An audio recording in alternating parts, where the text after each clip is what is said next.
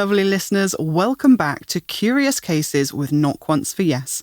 I'm Lil. And I'm Fitz. This is part 2 of our series of very curious poltergeist cases, and today we're diving in to anomalous rappings. Last episode, we told you all about the experiences of a family living in the town of Andover in the south of England in the 1970s. A family whose home, by all accounts, harboured a resident poltergeist. But not just any sort of poltergeist. Specifically, a rapping poltergeist. Now, as we mentioned last time, when we think of poltergeist activity, we often think of levitating furniture and ectoplasm, and not so much of unexplained knocks and bangs emanating from the walls and furniture. But actually, these so-called rapping poltergeist cases are some of the earliest documented hauntings that we know of. In America, the Fox sisters of New York became central figures in the spiritualist movement through their fame for allegedly communicating with spirits through knocks and raps. Here in England, one of, if not the earliest paranormal investigations took place during the 1660s, when a Wiltshire landowner named Mompesson, living in the village of Tedworth, was plagued with unexplained rapping and drumming noises all over his house, night after night. This case, often referred to as the Drummer of Tedworth, was investigated and documented by Joseph Glanville, English writer, clergyman and philosopher, and member of the Royal Society, thought by some to be the country's first ghost hunter.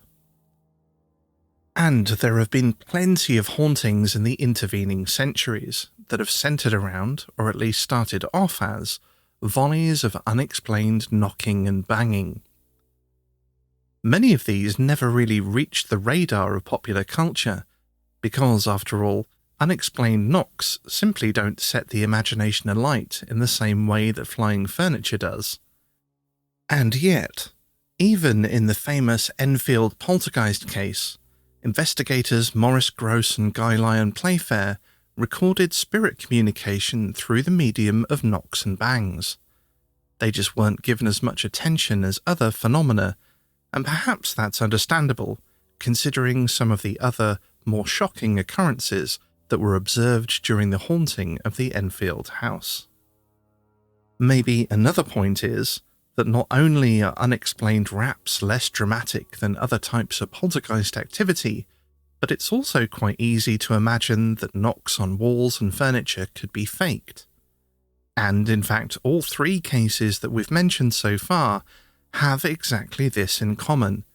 They all came under suspicion that the central characters were fraudulently producing the supposedly paranormal activity. In the case of the Fox sisters, one of the siblings actually publicly admitted in later life that they had faked the rapping. In the case of the Tedworth poltergeist too, despite a great number and variety of witnesses experiencing the phenomena firsthand, contemporaries expressed skepticism around the legitimacy of the claims, and vocally suspected Mompesson's children of pranks and tomfoolery. It was even reported that Mompesson acknowledged that it was all a trick, and that he had found out the whole contrivance. In the case of the Enfield haunting, the admission of the two young girls at the centre of the case that they had faked evidence made headline news, and, for many, wrote off the legitimacy of the whole case. From these examples, it's easy to see why paranormal rapping cases haven't had as much attention devoted to them. But have we all been too quick to judge?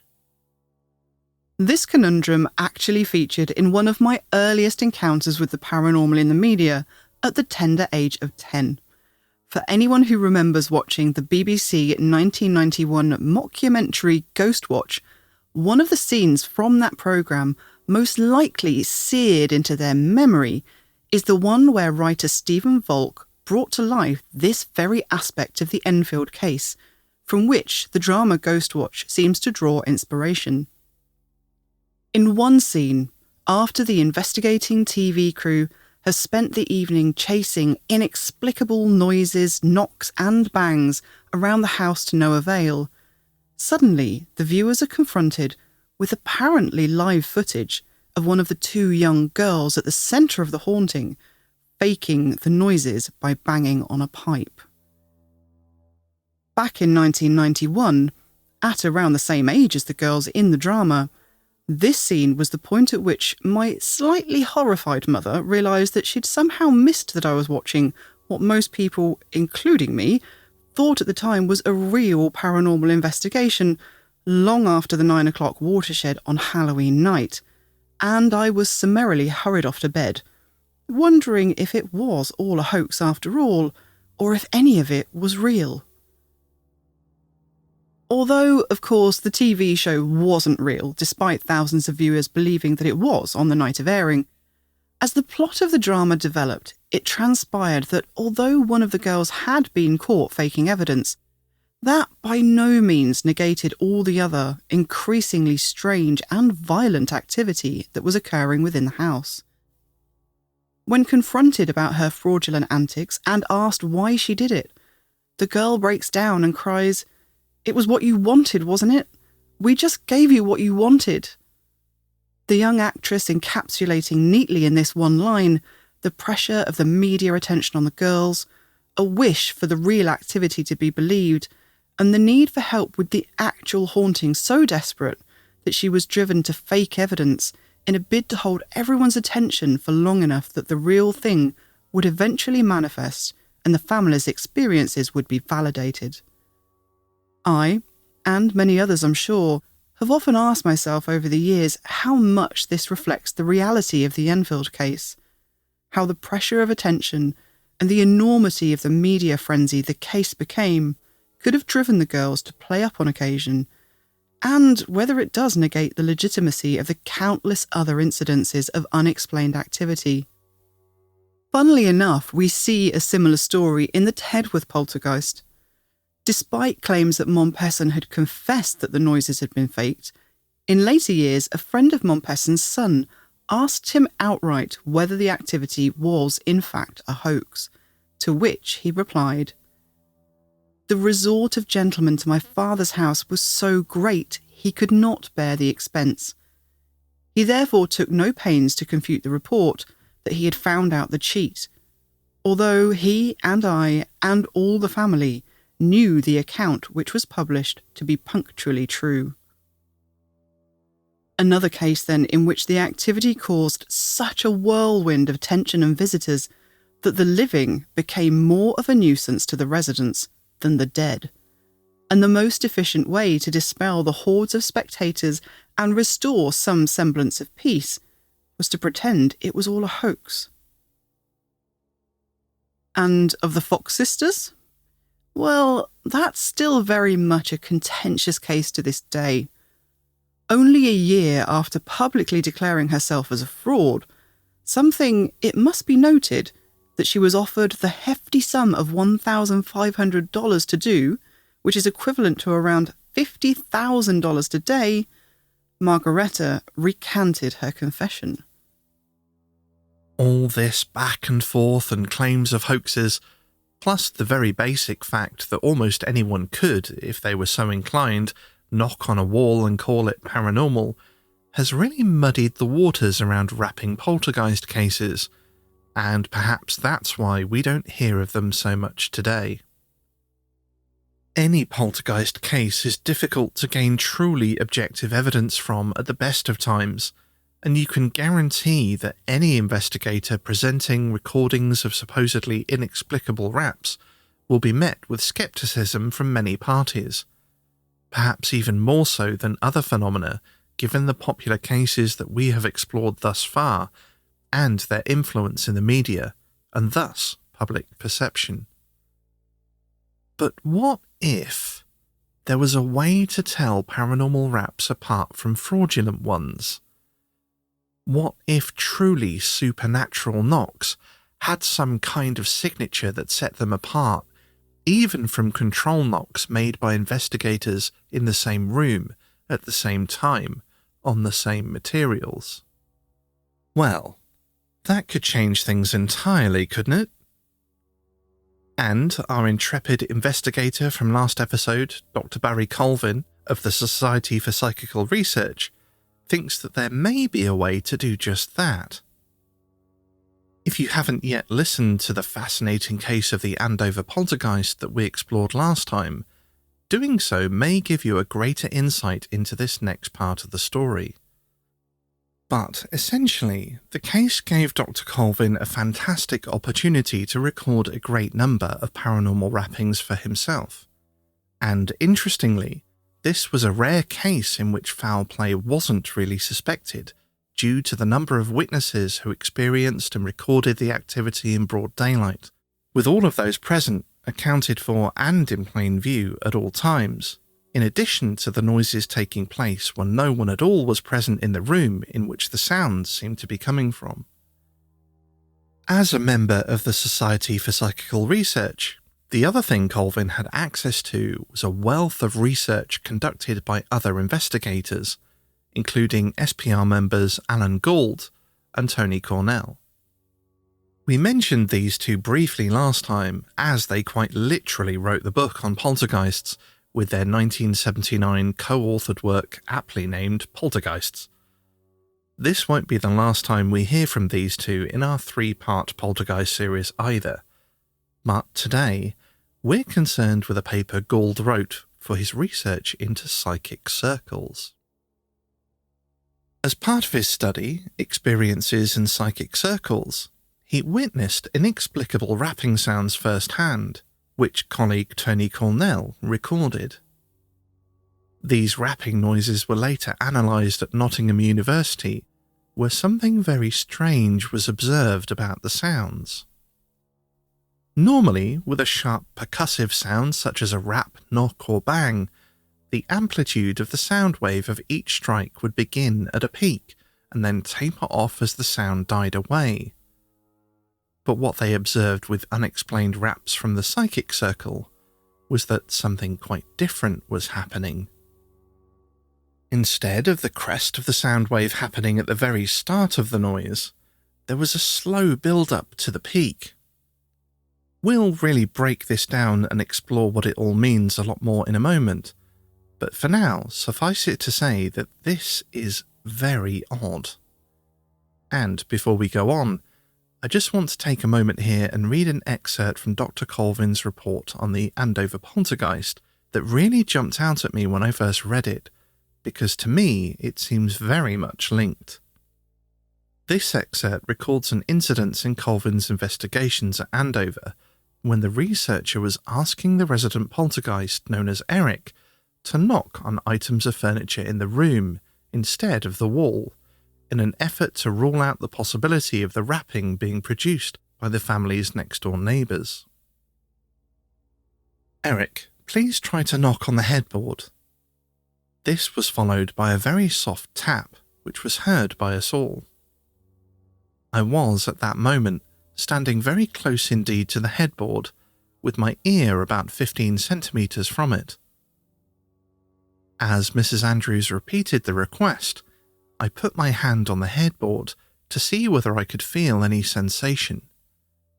Eric rapped progressively louder on the headboard, and I could clearly feel the vibration.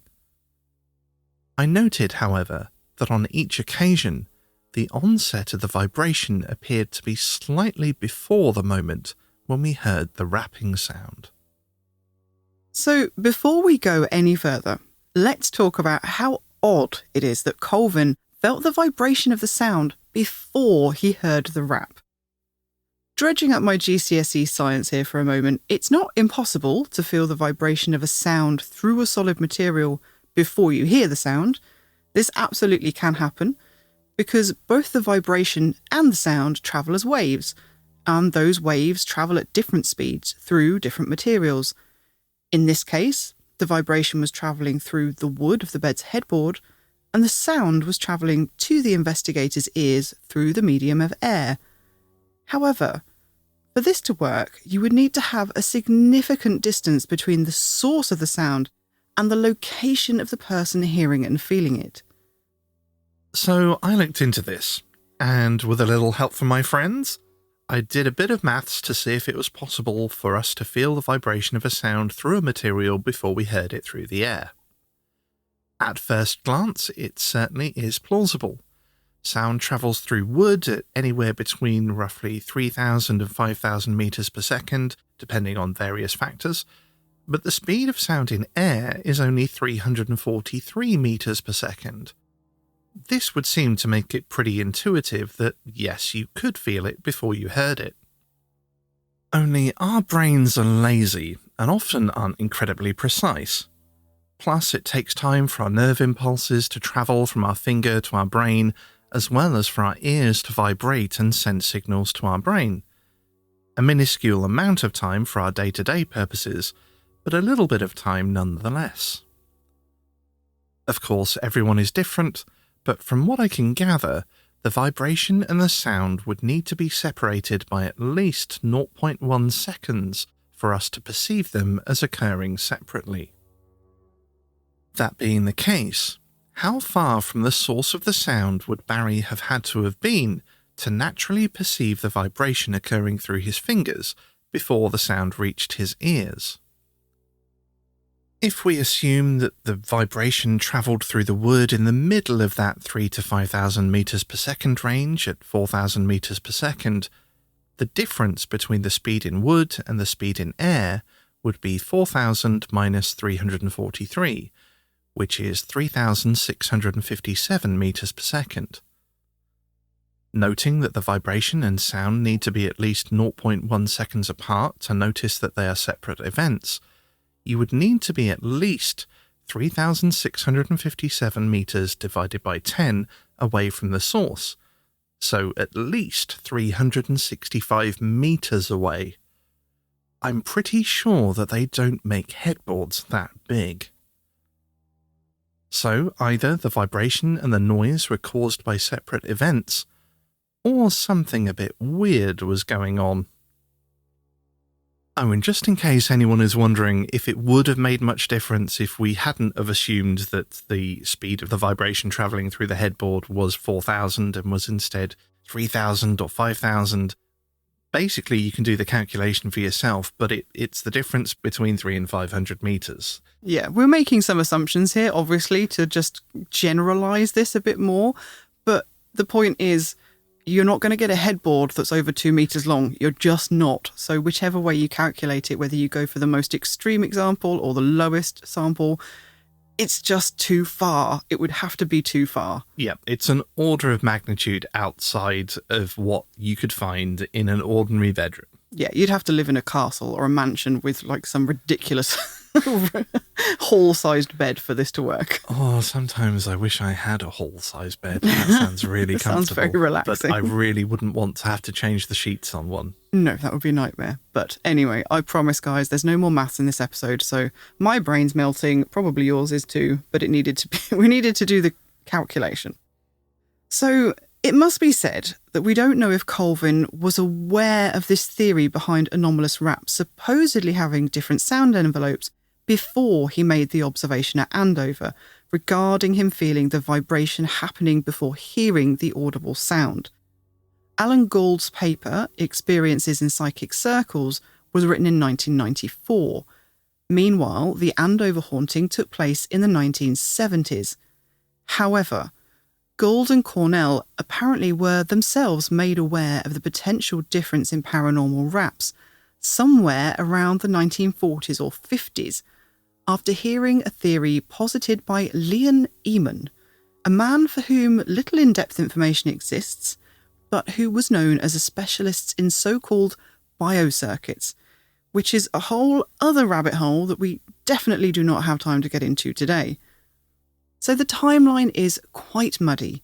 We don't really know if Colvin was aware of the theory before Andover, and having witnessed things firsthand that would lend themselves to the theory decided to investigate further, or whether he observed things at Andover that stayed with him down the years as just being really, really odd, and then having read Gould's paper in 1994, started to connect the dots with his own investigations.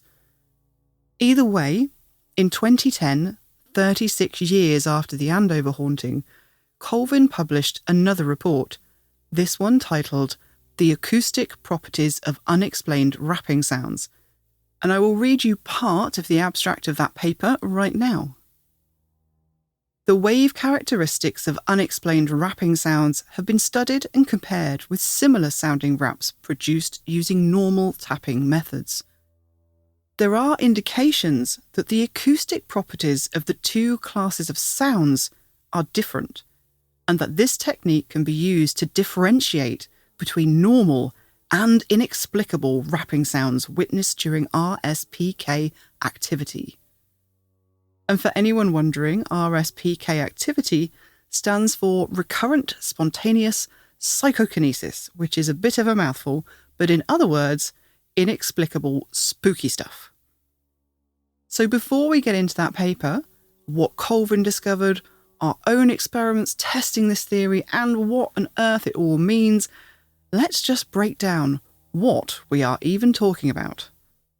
So to make this easier, the first thing that I would recommend that you do is take a look at the title card for this episode, because we thought it would be really useful to be able to show you what this looked like in practice. So on the image, the top sound wave is the replicated raps that we've tried to make. And as you can see, they start at a high level and taper off to a lower level. They start very sharply. So this is what we normally expect for nerds like us that are used to looking at sound waves on a screen all day, or more specifically, Fitz looks at sound waves on a screen all day. What you would expect when you have a hard percussive sound when you knock on something, or even if you have what we call a plosive sound in speech, something quite hard, like a hard vowel. Knock on something, bang on something, you expect that sharp beginning to the sound wave. It's got a flat edge, basically. It's got a flat edge. The highest point of the wave is immediate, and then it just tapers off. Whereas if you look just underneath that on the title card, you'll see a second sound wave, and you can see immediately that this one it's got a much more rounded quality to it. The beginning part is specifically what we're looking for. We haven't got that really high flat start, like that flat edge to start the sound wave like we've got on the normal rap, the one that we've made ourselves here at KOFY HQ. The one underneath with the rounded beginning that kind of ramps up. It starts off very small and it gets taller and taller and taller, and somewhere about a third of the way through the sound wave it gets to its highest point. That is an actual poltergeist knock. So that's a graphic of a real knock that was recorded on a poltergeist case. Well, yeah, I was going to say a supposed poltergeist knock, one that was recorded on a case.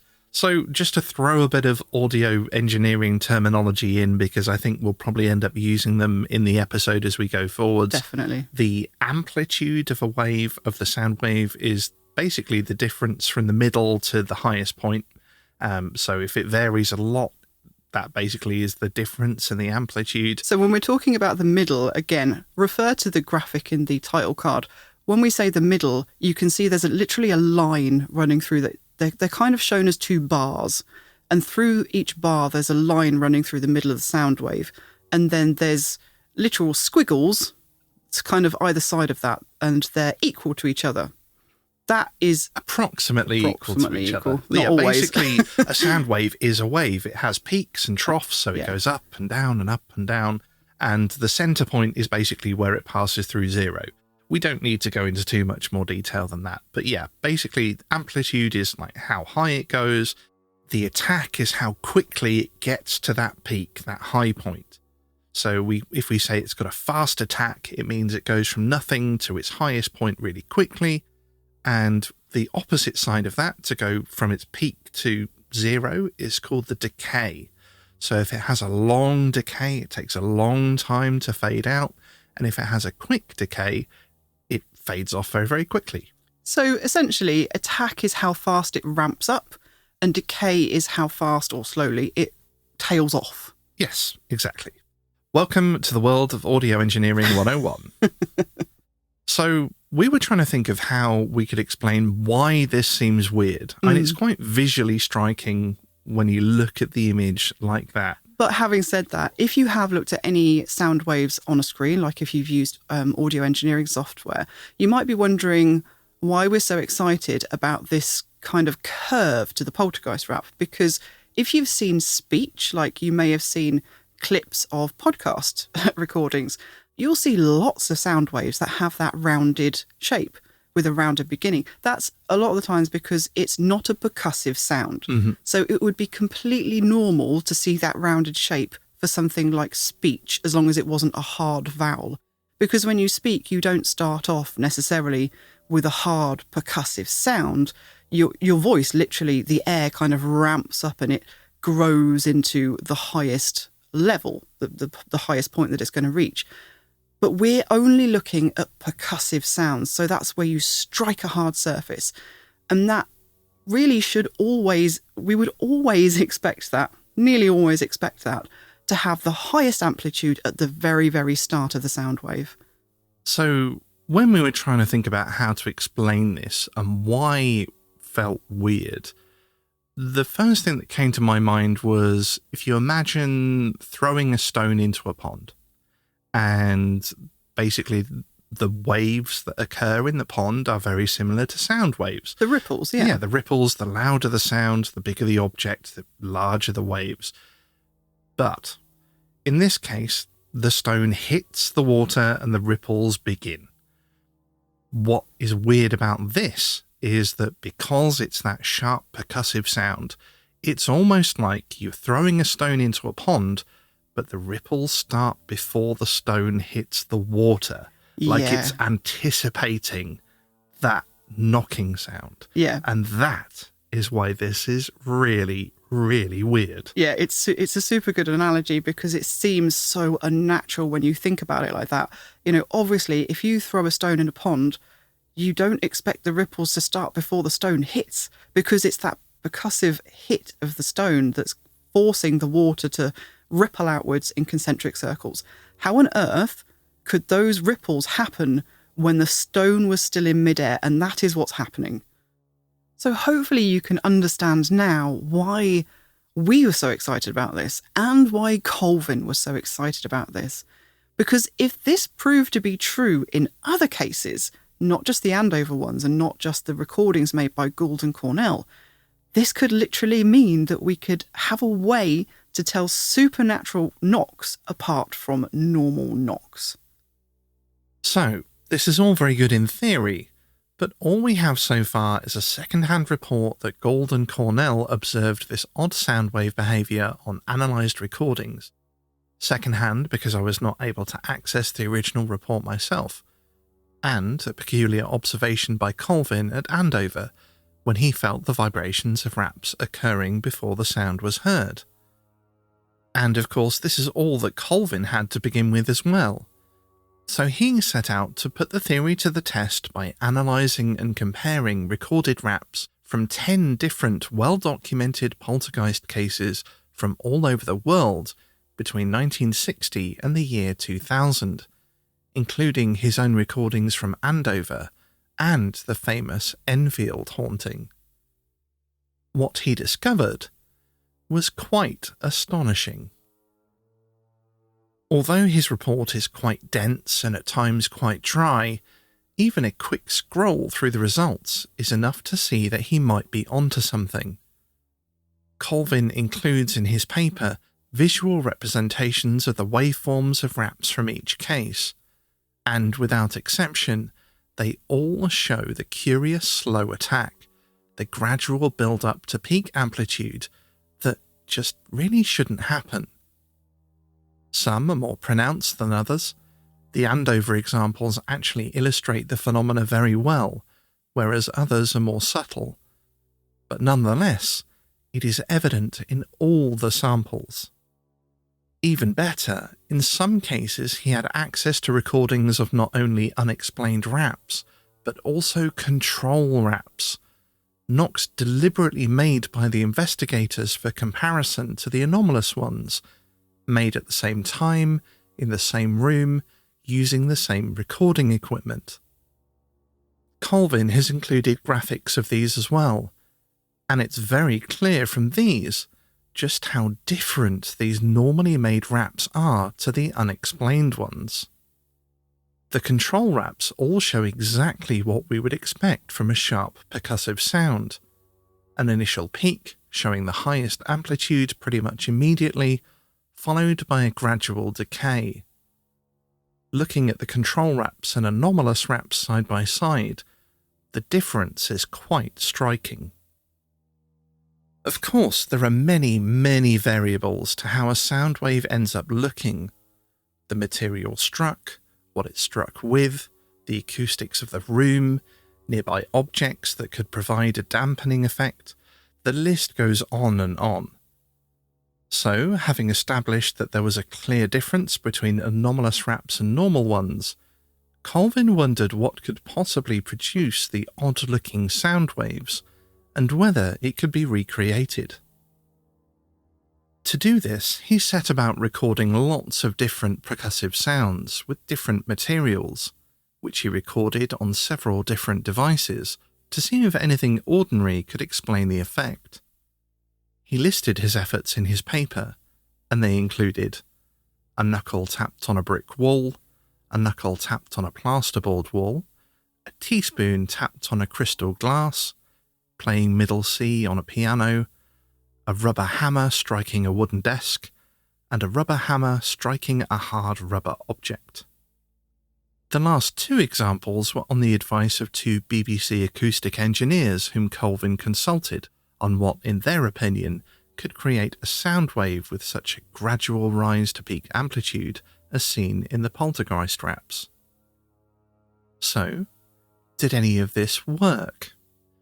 In short, no, as he explains in this excerpt from his paper.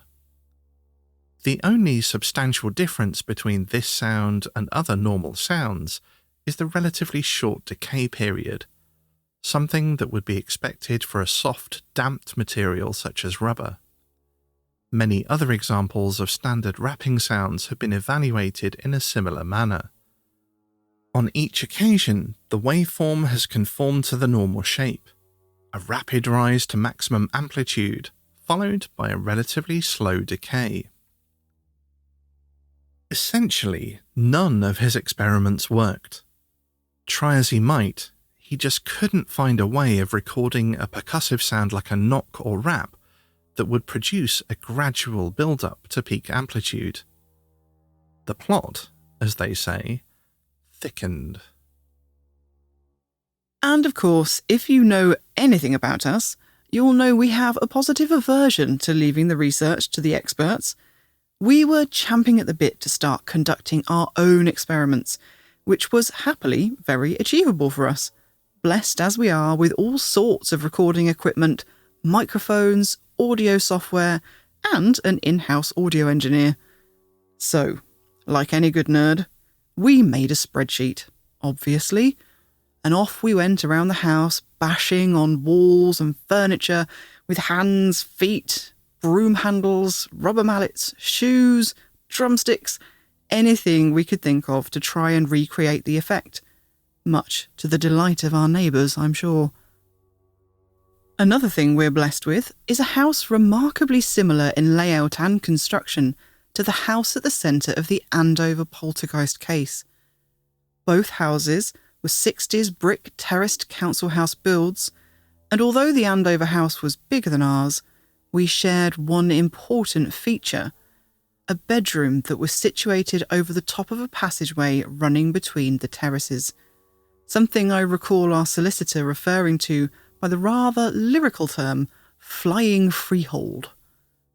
So, we tailored our experiments around the details of the house and events described in Colvin's Andover investigation report, using furniture and architectural features we knew were part of the case. To get an idea of how much different types of microphones affected the sound recordings, we lined up an array of different microphones and recording devices, which included a dictaphone, a mobile phone, 2 small cardioid diaphragm condensers in a stereo XY pattern, and 1 cardioid large diaphragm condenser into a digital audio recorder, and 1 cardioid dynamic mic into a digital audio interface. Thank you, Fitz. Most of the poltergeist raps at Andover took place in the bedroom that extended over the passageway between houses, so we did many of our experiments in our bedroom that extended over the passageway between our house and the neighbours, making knocks and taps on the wooden headboard of the bed, just as was observed at Andover, as well as other furniture such as the wardrobe and, of course, the wall. We tried knocking on the other side of the internal adjoining wall and bashing on the ceiling of the room below, as well as going outside and knocking on the wall in the passageway under the room and on the ceiling of the passageway with various different implements as well as our knuckles. We tried crawling under the bed and knocking on the slats under the mattress, even thumping on the mattress itself to see if the sound dampening effect of the dense material would give us the odd sound envelope. But to no avail. All of the sounds we recorded produced sound waves exactly as we would normally expect, with an immediately high initial amplitude and a gradual decay. The only difference was that the more muffled sounds, such as the mattress, were much quieter and had a shorter decay, which is completely expected. The different recording equipment didn't seem to add anything to this either. Various microphones were shown to be slightly more or less sensitive than others. Some picked up a broader or narrower range of frequencies more effectively, but the shape of the sound waves they produced were pretty much the same. None of them turned out to be a wild card that magically produced the odd anomalous rap effect.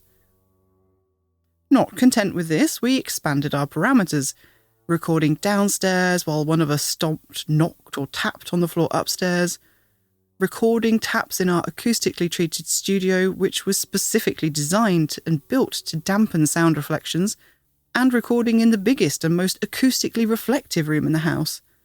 We even tried slamming the front door downstairs while we recorded upstairs. It didn't matter what we tried, we could not produce a waveform that looked like the poltergeist raps. So the next part of the equation was looking at the reportedly paranormal raps themselves. Annoyingly for us, we've not yet managed to record any unexplained raps ourselves, despite having heard them in our house, but always at times when we seem to be woefully unprepared to capture the audio.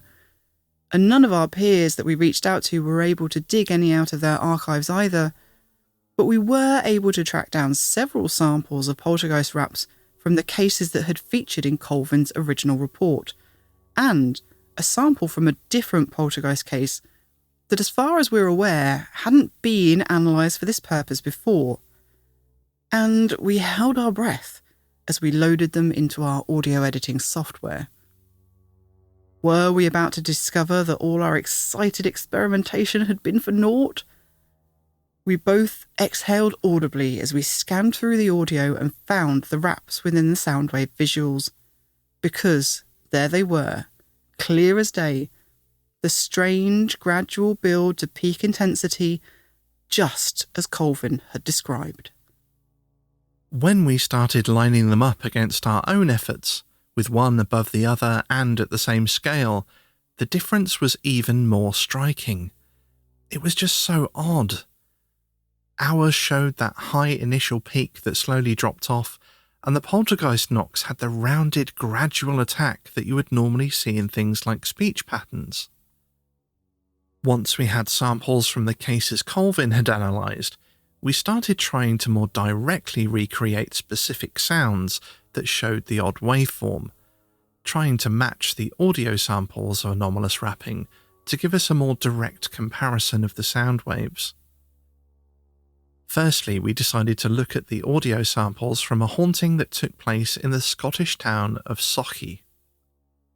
This, like Andover, was another particularly well-documented case that boasted an unusual number of witnesses, many of whom were very well-respected local professionals whose careers would certainly not have benefited from being involved with a poltergeist case, yet who willingly went on record about the strange things that they'd observed occurring in the vicinity of 11-year-old Virginia Campbell, the young girl who seemed to be at the centre of the paranormal activity. The haunting began after Virginia moved to Scotland from Ireland with her family in 1960, and the phenomena kicked off with knocks and unexplained noises, which continued to be a main feature of the case, even as the activity progressed to even more perplexing events, such as heavy furniture moving of its own accord. In one instance, a large, heavy wooden school desk was observed by Virginia's whole class and teacher to spin itself around a full 90 degrees. The case was quite unusual in that the activity didn't remain isolated to the family home, but followed the young girl around wherever she went, whether that be to relatives' houses or even at school. It's a really strange and fascinating case. We've been finding out more about it by listening to an episode of the Haunted History Chronicles podcast, which features an interview with investigator Malcolm Robinson, who's written a book on the case, and personally spoken to many eyewitnesses. Here's a sample of the knocks and taps recorded in the home of 11-year-old Virginia, with investigators present to confirm that no member of the family could possibly have been producing the sounds themselves.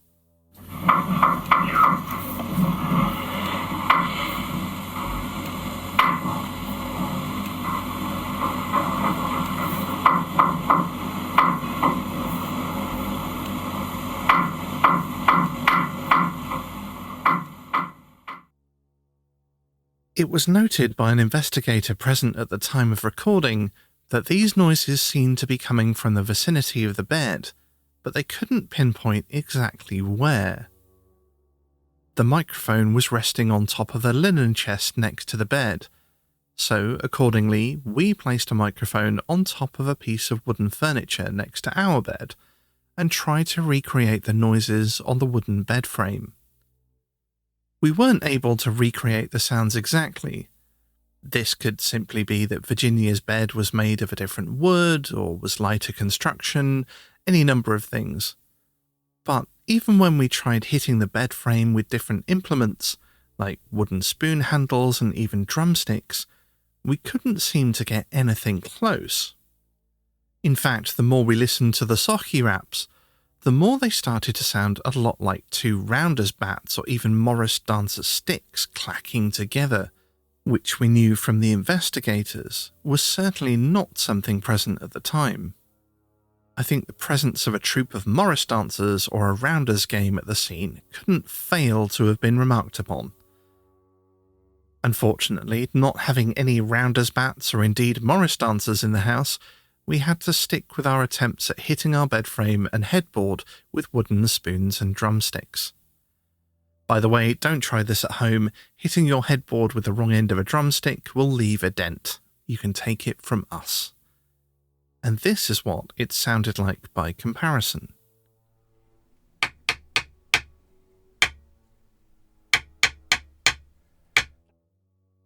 As you can hear, it's not an exact match. But, more than that, the sound wave looked nothing like the recording from Sochi. Every attempt we made had the same result, exactly as one would expect, peak amplitude occurring right at the start of the wave, whereas the Sochi raps showed that odd ramping up at the beginning. We'll just play you the Sochi raps again, but while you're listening, pay particular attention to when the raps stop, because to us it sounds like there's a similar pattern of raps going on in the background much further away from the microphone.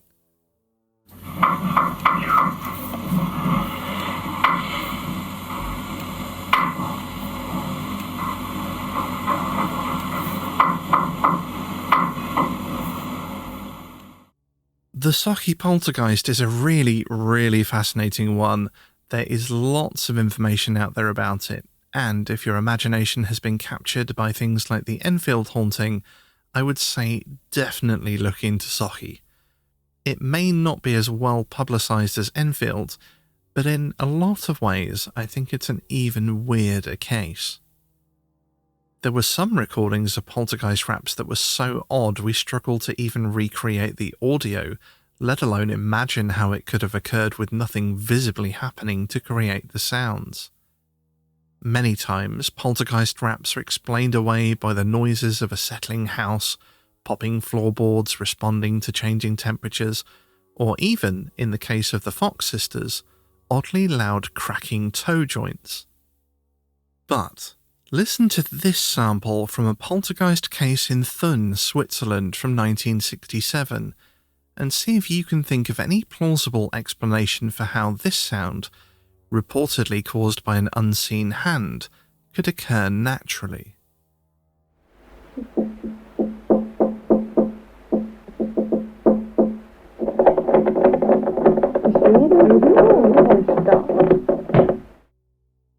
It sounds like someone drumming their fingernails, and even has that kind of slightly scratchy fingernail sound as well.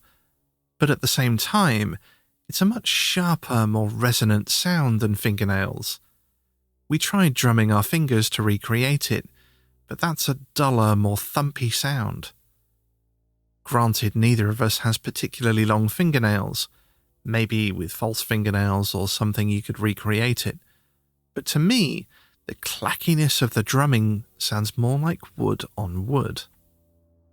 We really couldn't find out much information about the Thun poltergeist case, but the odd sounds from this case, which did include more regular sounding thumps and knocks as well, did show that same strangely drawn out attack, which our attempts to recreate it did not.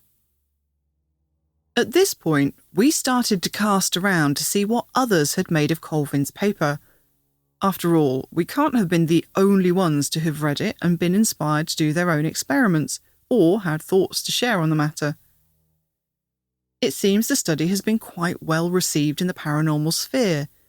Guy Lyon Playfair, one of the lead investigators on the Enfield haunting and numerous other bizarre and fascinating cases, commended Colvin's research in an article written for the Enfield Independent newspaper back when the study was published in 2010.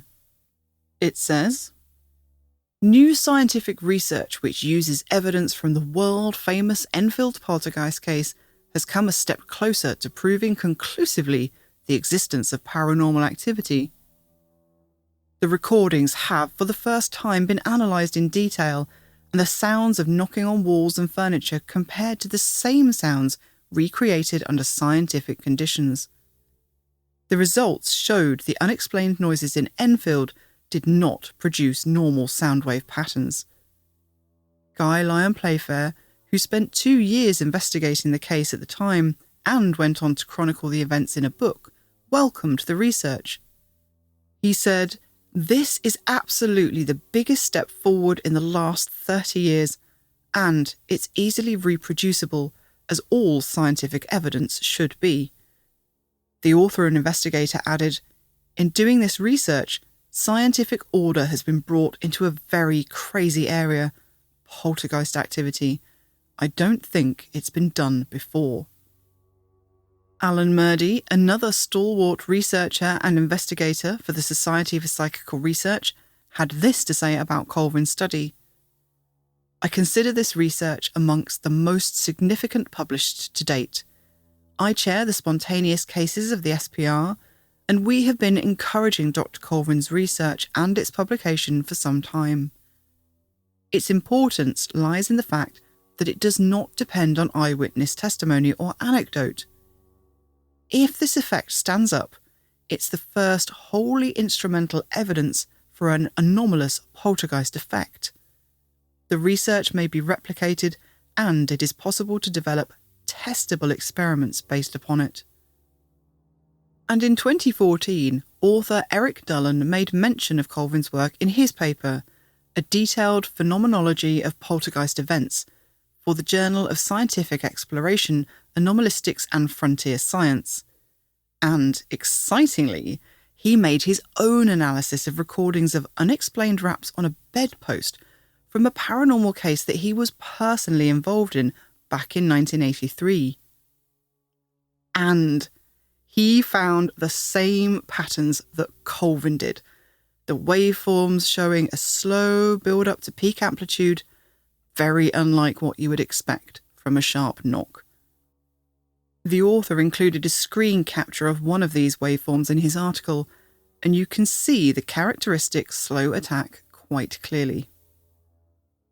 We also found quite a lot of discussion going on regarding Colvin's research on a blog called Poltergeist, from an article written by a person we have come across before on our spooky adventures. Cast your mind back to our visit to Thetford Priory and the story we shared of the strange experience had in those ruins by 3 young lads back in the 1980s. Well, one of those lads was a chap by the name of C.J. Romer.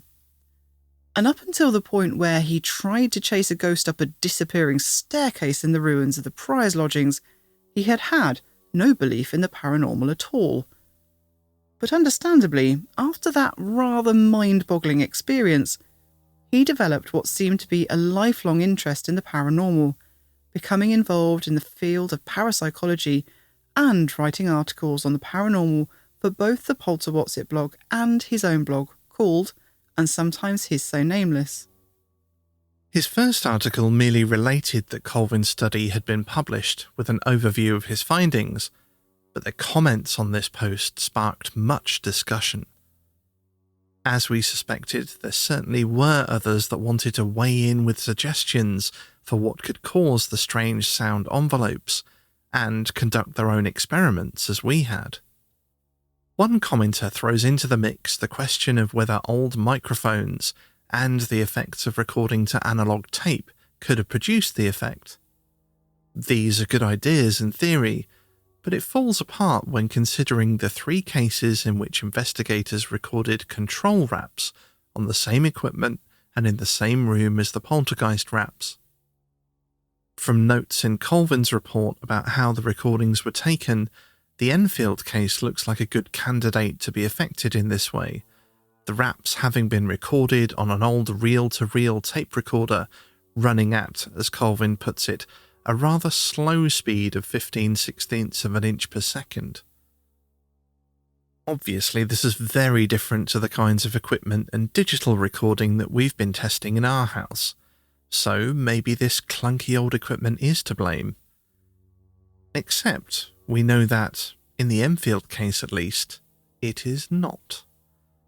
This theory is pretty much blown out of the water because this is one of the cases in which the investigators also recorded normally produced knocks that they made themselves as control raps which could be directly compared to the unexplained noises. Colvin includes a visual comparison of control raps and anomalous raps recorded on the Enfield investigators' slow reel-to-reel. The control raps show the immediate peak that we expect from normal sound waves, and poltergeist raps show the strange ramping up to the peak amplitude. Although, with all that said, I would dearly love to get my hands on some vintage analog recording equipment sometime to test this theory for myself.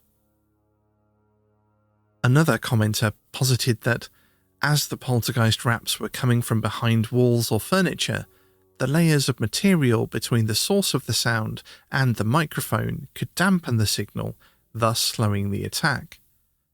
Another suggestion they had was that room reflections could alter the way the waveform showed up on the recording due to reflections.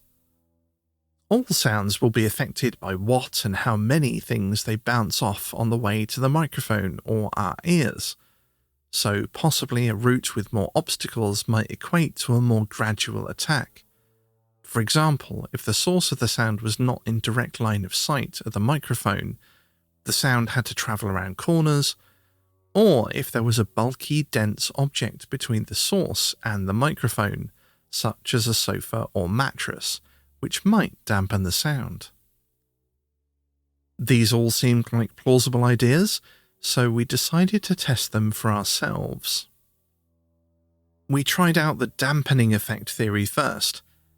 Just out of interest, we took some of our acoustic treatment panels off the walls and put them between the source of the knock and the microphone to see if equipment literally designed to damp sound and dull reflections would create the effect. But to no avail. Not even when we moved the sound source out of the room completely and downstairs, giving the sound waves as many obstacles as possible. But really, this didn't reflect the situation we knew had been true at the Andover haunting. Colvin made a very meticulous report on events, even providing a plan drawing and photographs of the room from which the unexplained sounds emanated. So we knew there was no one placing acoustic panels or even thick sofas in the way of the microphone to dull the sound. The only thing we could think of that was realistic was to go back to knocking on the bed, as we knew this is where some of the sounds had come from at Andover. We piled as much bedding on top of the mattress as possible to create a dampening effect, crawled back under the bed and hit the slats underneath, holding the microphone directly over the top of the bed so the sound had to travel through a thick mattress and piles of bedding and pillows to reach the recording device. All this produced was a muffled, quiet knock that still showed exactly the same immediate peak of amplitude that all the other sounds so far had, just with less force and a very short decay. So far, so unremarkable. Then we tried experimenting with the notion that the reflections of a room, that is, the surfaces that a sound wave bounces off before reaching the microphone, might create the effect. To do this, we placed a dictaphone on a small movable table and rapped repeatedly on the same spot on some long wooden bookshelves. We moved the table with the dictaphone around the room inch by inch to see if there was any location in the room where the reflections caused the travelling sound waves to produce the strange waveform. Eventually, we found one location where we kind of managed it. In one particular spot, with the source of the sound being directly behind the microphone, we saw a hint of the effect. Although, to be honest, it was so fractional compared to the poltergeist raps that we nearly missed it. But having found this tiny clue, we experimented some more. Was it simply that the sound source had to be directly behind the microphone? Could we make the effect greater by moving the dictaphone closer or further away from the sound source? In short, no. We tried and tried, but not only could we not increase the effect to the point where it was in any way comparable with the poltergeist raps, we couldn't even recreate the effect at all if we moved the dictaphone from that specific spot. A couple of centimetres to the left or right, forwards or backwards, and the effect disappeared completely. Having finally managed to reproduce a hint of the effect, we decided to take a different angle on replicating the Sorky raps. Instead of trying to recreate the sound with the items we knew were in the room during the original recordings, or at least items that plausibly could have been in the room, such as a wooden spoon, we simply tried to match the sound as closely as we could by whatever means necessary. After much experimentation, the closest we could get was this.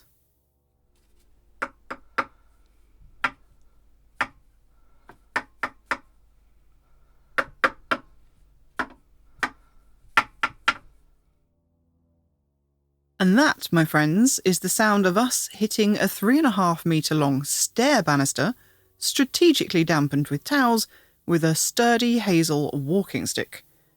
This finally gave us something that sounded more like the Sorky raps, and, lo and behold, we finally got a sound waveform that looked a little more like the anomalous rap sound envelope. Again, it wasn't anywhere near on the same scale, but there was a hint of it. However, just like the last experiment, we could again only get it to happen with an incredibly specific setup.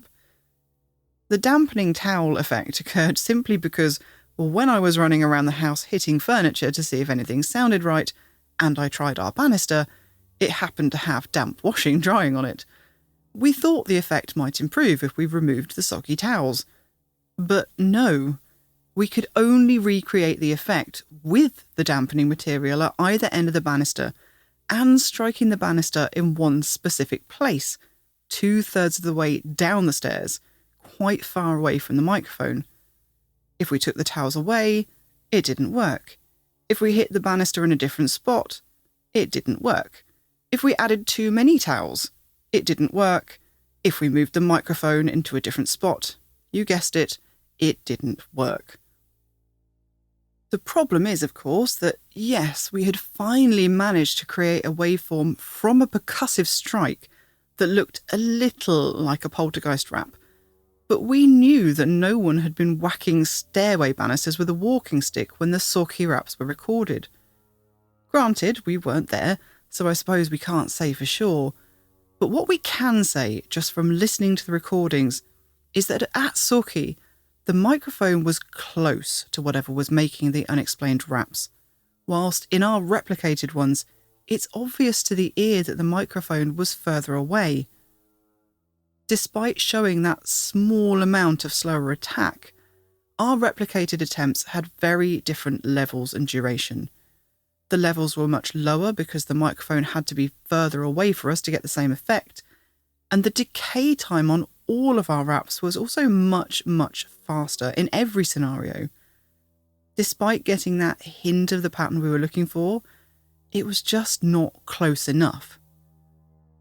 So, does the fact that we were finally able to create the effect, to some degree at least, actually explain anything? Well, I'm not sure that it does. If we only had evidence from one case to consider, then it might be possible by sheer coincidence that the microphone and sound source were lined up in such a way that room reflections and other variables caused a delayed attack that was visible in the sound waves, or that the unexplained raps just happened to involve the one piece of furniture in the room in the one perfect spot that just happened to hit the correct resonance to create the effect. But for all those different cases across the world, it would seem unreasonable to imagine that the same unlikely coincidence just happens to keep occurring in poltergeist cases. Another factor to consider here is that in many of the knocking recordings from poltergeist cases, we can hear from the tone of the knocks that they are moving around. It's evident from the way the sound changes that sometimes they move location or that the material that they are being made on changes. This sample from the Thun poltergeist case demonstrates this very well. Have a listen.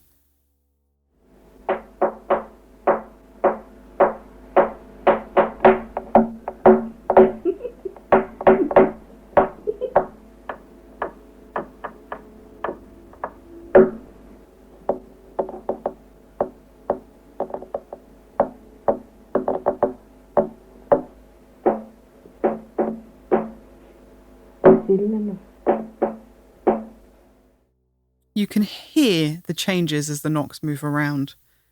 And in the Andover case, we know from Colvin's report that Eric the poltergeist complied with their request to move the knocks from the bedroom wall to the bed and other items of furniture within the room.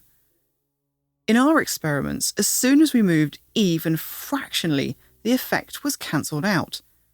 And yet that's not what we see in the waveforms of the poltergeist knocks.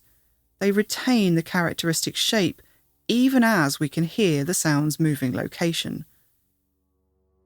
One more point to think on here is that the first time we achieved this effect, we did so by pointing the microphone in the opposite direction to the source of the sound. And what investigator, who's trying to record anomalous raps in the middle of a poltergeist case, is going to consistently point their microphone directly away from where the sound is coming from? That would seem to be pretty illogical. Lastly, we saw that the author of the original blog post on Polterwhatsit, C.J. Romer, had done exactly what we did and had a go at trying to recreate the effect himself, using a free sample of some downloaded audio software and running around his house hitting the walls and furniture, much as we had. In his write-up, he says that, in his opinion, he had recreated the effect, and goes further by posting some screenshots of the waveforms of his recreated sounds, mixed in with waveforms of knocks recorded at genuine poltergeist cases, without stating which is which. And he asks the reader if they can tell which out of the 12 samples shown were the real poltergeist raps. He did give the answer further down the page, but you had to scroll down a fair ways to find it. Looking at the samples, I didn't honestly feel that the recreated raps did look like the poltergeist ones. Perhaps I'd just spent far too many hours by this point staring at waveforms on a screen. But one of the issues that seemed apparent to me was that the screenshots of the waveforms had been taken at different scales, so I didn't think they were necessarily directly comparable. From previous experience, I knew that if you zoomed in, for want of a better term, enough to look at the waveforms in greater detail, the whole waveform pattern just kind of blows apart into a squiggly mess. So to compare the shape of them more directly, you have to set them to the same scale. But I had already seen the answers by this stage, so maybe that had biased my opinions. But I knew that Fitz had not. He hadn't seen the article at all. So I decided to put CJ Romer's proposition to the test by making sure that Fitz couldn't see the answers and asking him, someone who quite literally stares at waveforms for a living all day long, if he could pick the 4 poltergeist raps out of a 12-sample visual lineup. Well, as it turns out, yes. Yes, he could. Confidently and immediately, and we had a bit of a laugh at how much of an audio nerd he is. But it was very, very interesting. To be fair, by CJ Romer's own admission, the waveform he'd created that looked most like the poltergeist raps wasn't actually a rap at all. It was the abrasive sound of him dragging a coffee cup across a desk. To our eyes, that still doesn't have the same signature shape as the poltergeist raps, but it definitely does have a less immediate peak of amplitude than most normally produced knocks. The problem is that it's not a knock, and it sounds nothing like a knock, and to be fair, for exactly this reason, the blog author threw it out of their final analysis. I think that at the end of all these weird and wonderful experiments, what we seem to have discovered is this. It is possible to create something that looks like the odd waveforms, but they either don't sound anything like knocks and raps, or the convoluted setup required to achieve them is just something we know for a fact didn't happen and wouldn't have been possible in the situations in which the anomalous raps were originally recorded. So we're still no closer to what is actually causing the strange sound envelope of the anomalous raps. Colvin had a theory, though. He tried to think around the problem by considering what different, naturally occurring processes could create noises like knocks and bangs. After all, just because we expected the noise to come from someone or something striking a hard surface, that doesn't mean that this is how the anomalous raps were in fact occurring. He recalled that during earthquakes, loud bangs are often heard. The mechanism by which this occurs, in very simplified terms, is geological stress slowly building up until it's released with an audible explosion. Of course, we're talking about vastly different scales here, but Colvin thought he would have a look at some seismograph waveforms to see if they looked anything like his odd sound envelopes. We've only looked at the samples included in Colvin's paper, and we'd like to look at more examples to corroborate this, but the samples he included certainly do look like the waveforms of the anomalous raps, a lot more so in fact than anything we were able to replicate with our experiments. Of course, Colvin isn't suggesting that the anomalous rapping is caused by earthquakes. A seismic shift accidentally managing to produce a full conversation with a bunch of paranormal investigators is pretty unlikely. But maybe he was onto something with how the raps were occurring. Maybe when he was recording knocks coming from the wooden headboard on the Andover case, whatever was making the noise wasn't hitting the wood, but somehow causing stress inside it. Having witnessed for himself that there was absolutely nothing striking the wood to cause this sound, perhaps this isn't an unreasonable suggestion. But what do we think is going on? I think it's time for some completely unscientific, unevidence and unbridled speculation. I'll go first, because I've spoken about this on the show before, but one of the patterns I've seen in my own paranormal experiences and in others is that sometimes things in the paranormal world seem to be out of sync with ours. And it happens quite a lot. Sometimes apparitions appear far too tall, like 7 or 8 feet tall. Other times they're smaller than child height, and they skitter in and out of view like they're in fast forward. Things pop into existence from nowhere or vanish without a trace, which I've had happen personally. We see and hear people who are still very much alive and well at locations where they simply cannot be, and it turns out that they're enacting tasks that are yet to happen at a future time. Almost like one time has slid into the other by accident. Now, we've definitely been watching too much Star Trek recently, but a lot of the episodes where the crew fly into various kind of temporal anomalies, space-time continuum rifts and that kind of thing, probably using the wrong terms, but basically they often fly into wibbly-wobbly, timey-wimey things, and yes, I'm mixing geekdoms here. And they end up with things from one timeline or universe bleeding into another. They might see themselves for a split second, almost like a ghost image. Time warps and bends and slows or speeds up in different areas of the ship, whilst in others the laws of gravity seem to loosen or fail altogether and objects start flying around.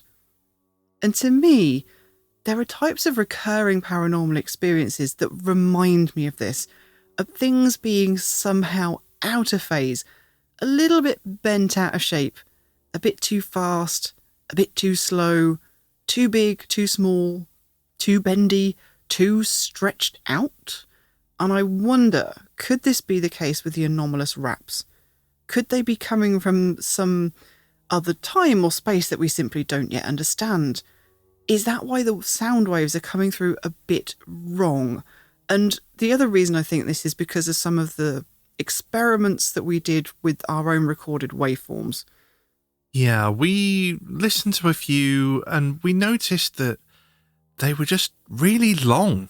Like, all our raps were really short. Like, as you would expect. High intensity initial rap, and it would tail off really quickly. Whereas these, as they built up slowly, they also decayed slowly. Like, they were really, really long, like massively long. So we were like, maybe it's just stretched out. So we tried stretching out one of our raps. And we could make it look we could make much it more similar. Look more similar. They still didn't quite have the same shape. Yeah. But they sounded really weird, like they didn't work. But we found that in some cases, when we compressed a poltergeist rap, the poltergeist raps, they just sounded normal. In fact, they sounded more natural than they did at their normal speed. Yes, which was very strange, because we were expecting, obviously, when we tried elongating our normally recorded raps, it was so obvious that they sounded processed. Like, it sounded so very wrong to the ear. And we thought the same would happen in reverse with the poltergeist raps. You know, you would be able to hear that they'd been squashed. But they didn't. They just sounded like a normal knock, which was really peculiar. In fact, they sounded more like a normal knock than they do at their normal playback speed. The other thing we fiddled around with a bit was, again, looking at the waveform of one of the best samples of the poltergeist raps we had. And it's such a long wave, for like an elongated waveform, which is odd in itself. But it was very even. Like, the attack and the decay were also very even. It was a very equally sort of balanced sound, which is not what you see in a normal rap. So we thought, what would it sound like played backwards? Because if you play a normal knock backwards, it sounds all kinds of wrong. Yeah. It's completely weird. You'll have heard a similar effect on some music where they might take a cymbal hit and it sort of reverse. Back to a strike. Like, that is kind of what happens when you do it to a normal rap. Yeah, you get kind of almost like a sucking sound. Yeah, don't you get that sort of weird, like, completely unnatural sound. You're like, no, this is wrong. This doesn't happen normally. But we tried it on these poltergeist rap. Not all of them. We were just trying it mainly with one sample because it looked so even, which was odd. And again, it didn't really sound any different. We could squash it, we could elongate it, we could flip it backwards, and it all just sounded like a normal knock, which really shouldn't happen. So, okay, I'm going to hit you with something spontaneous, and this is probably a bit Star Trek-y, but okay, so imagine that your impact of the knock is 0.0, is like time zero. Yeah. And we are seeing in the waveform effectively the decay going both forwards and backwards in time. Yeah, no, I'm with you. Almost like, so if you imagine that we're in a room at the centre of a building and there's two rooms, there's a room in front of us and there's a room behind us, and we're making a knock in the centre of our room that's in the centre of two other rooms, and the waveform is going exactly the same force into the room in front of us and in the room behind us. Is that what you're saying? Yeah, basically, kind of. I mean, it doesn't work spatially as well as temporally. Yeah. But that's how I imagined it. My brain just works differently, so that's how I had to visualize it in my head. But yeah, so that kind of makes sense to me. I have to be honest. But again, we have been watching too much Star Trek. Yeah. And the other thing that came to me during our tests, which I think we kind of got a little bit of a result from, but again, it wasn't quite enough to really say anything, was that they were suggesting that maybe there was a heavy object, like a thick, dense object in between the source of the sound and the microphone. Yeah. And that was sort of causing the reflections to come before the main strike. Yeah, so there were a lot of the theories around why that odd attack could happen were either a dampening effect, having something thick that would absorb a lot of the sound, or having obstacles in the way, essentially, having something in the way that the sound has to basically go around and then come back to the microphone. So my thought was, maybe we're getting this weird effect because the sound is going through the poltergeist. Or around the poltergeist. Or around the poltergeist. Yeah, this is an interesting one because we kind of established from our own experiments that having an obstacle of normal household materials didn't really create the effect. And the other thing we established from Colvin's report is that there were no such obstacles at the Andover poltergeist, at least, in the way between the microphone and the sound source. But, as you quite correctly posited, what if we just couldn't see an obstacle that was in front of the microphone? And not only that, but what on earth are ghosts made? Like, what material are ghosts made of? What that could have any kind of effect on sound waves that we would just have no idea, because that's not something that is currently quantifiable. No, it's really bizarre. I think a lot of what this kind of comes down to, like, we noticed this as we were looking through the people that were looking into Colvin's report, was kind of like they were assuming that it was natural and that they just had to replicate how it was done naturally. And, that, I'm not saying that you shouldn't try that. You shouldn't try to replicate it. We did exactly the same thing. But if they ever got a hint of the effect, they were just like, that's it. That's all it was then. Yeah. But that kind of means that you're saying that the people that originally recorded them were lying. Like, they were saying, this is how we recorded it. And you're basically saying, no, that's not true. It had to have been this. Also, it's putting everything in a very tiny box, because by assuming that, this must be able to be replicated by normal tapping, we're reducing that down to, like, only known quantities, only things that we can currently quantify, which, that's not really what the paranormal field is. The whole point is we don't know what we're measuring. We can't measure it because we don't know what we're measuring. Yeah, it's definitely a weird one, and I definitely think it needs a lot more investigation. I was kind of disappointed that I got the vibe that a lot of these people were basically saying, well, we've solved it. Like, that's it, job done, walk away. I think, we all want a nice, clean ending to our experiments. You know, it's satisfying to be able to do these experiments and go, okay, we've reached a conclusion. And I understand the desire to do that. And it's partly why we've been working on this episode for so long. I wasn't expecting, you know, genuinely, I wasn't expecting to reach a nice, neat conclusion because, again, that's just not what the paranormal field is. And we're two bods in a studio. We're not scientists. But I understand the drive, and it drove us to keep doing more and more and more experiments. And there's always one more thing we could do and try. We were so close to recording a couple of times, and then one of us just turns to the other and went, and but what about this? We haven't tried this. And it's tantalizing. The more you do, the more you kind of get hooked on thinking, but what about this? And going down other rabbit holes. And, you know, this is an experiment that could go on forever. And really, I kind of think it should. We should continue, you know, somebody, not necessarily us, maybe somebody in an actual lab could pick this up and you could work on it for years and years and years, because really what we need at this point is we need more samples of poltergeist raps. Yeah.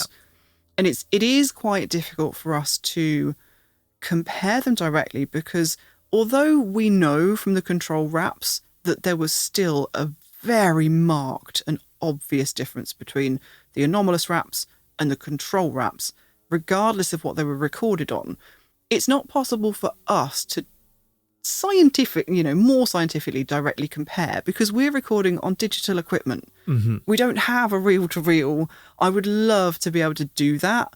But realistically, you know, these days what we need is newly recorded poltergeist raps. We need samples from modern cases that have been recorded on similar equipment to what we're using, or, you know, recorded digitally.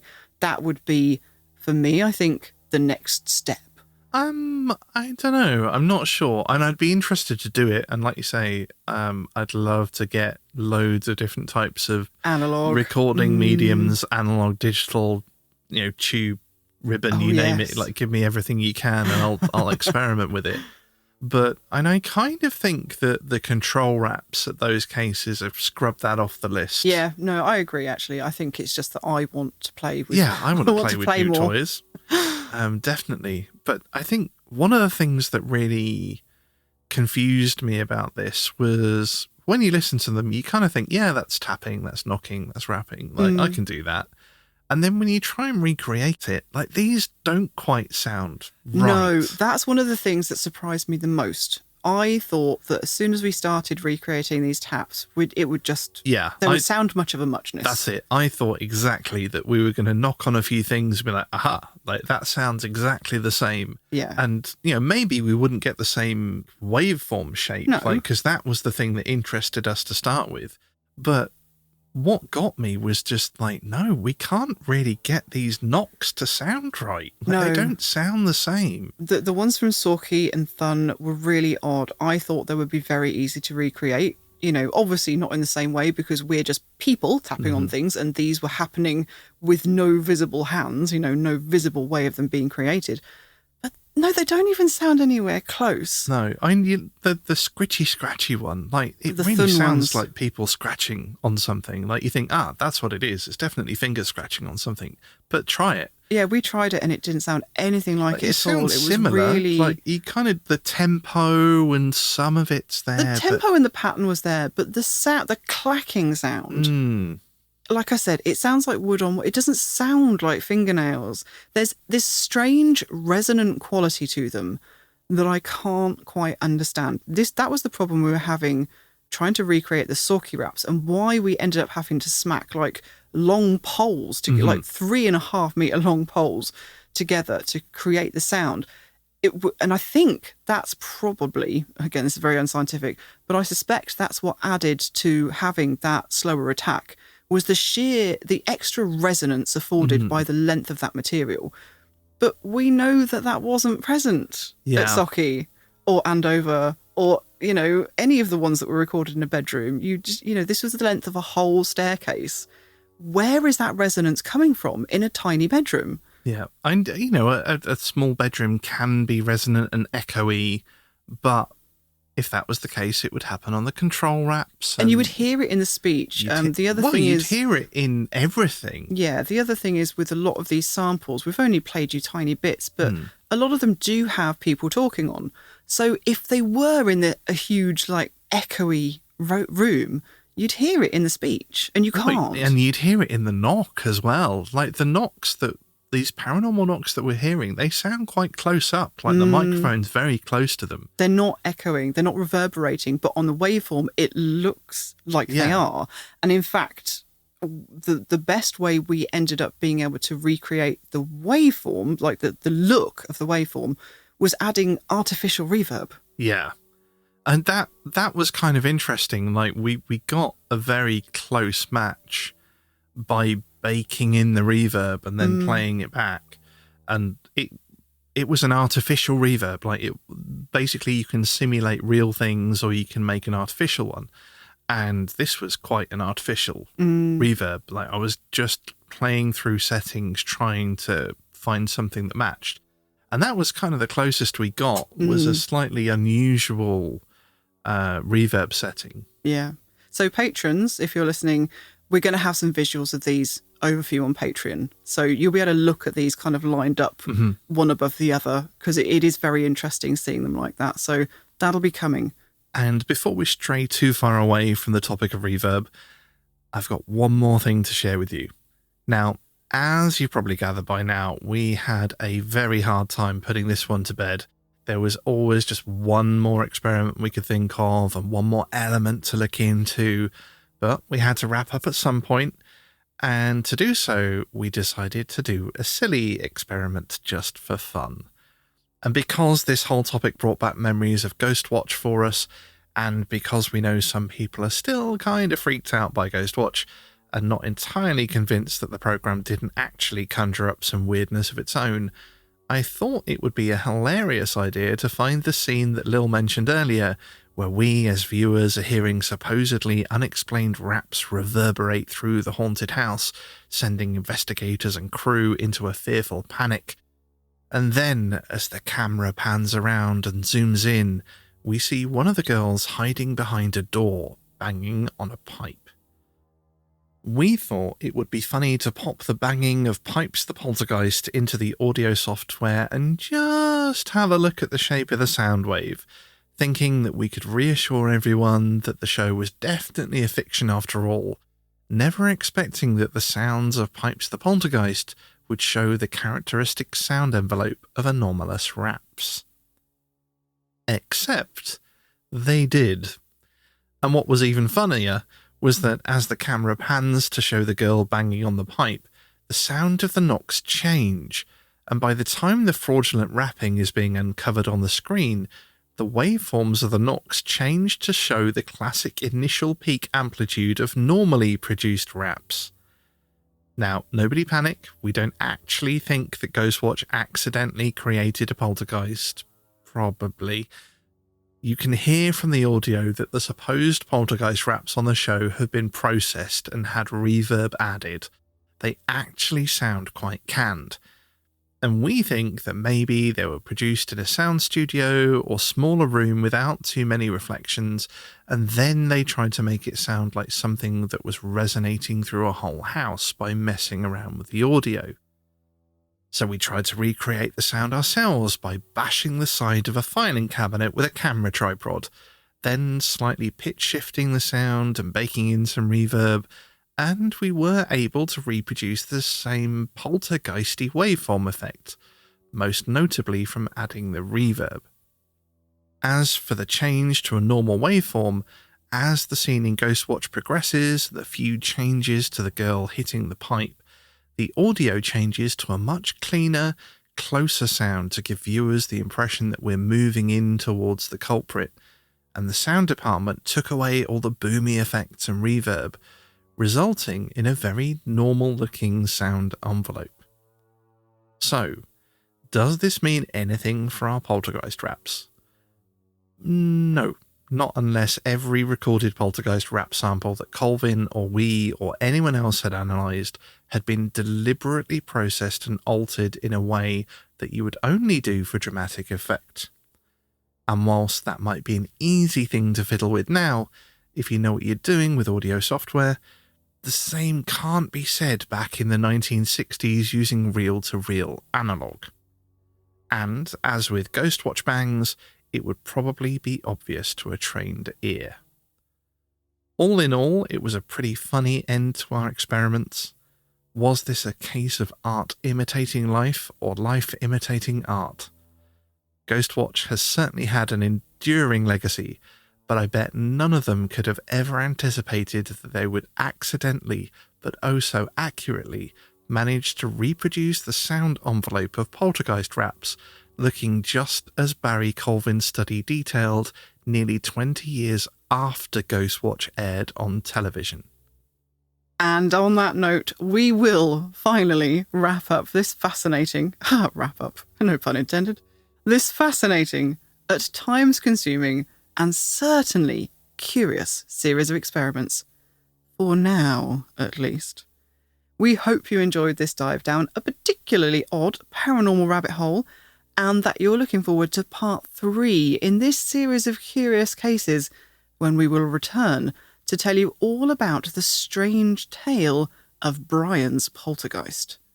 Take care, lovely listeners, and we hope you'll join us next time for another Not Once for Yes.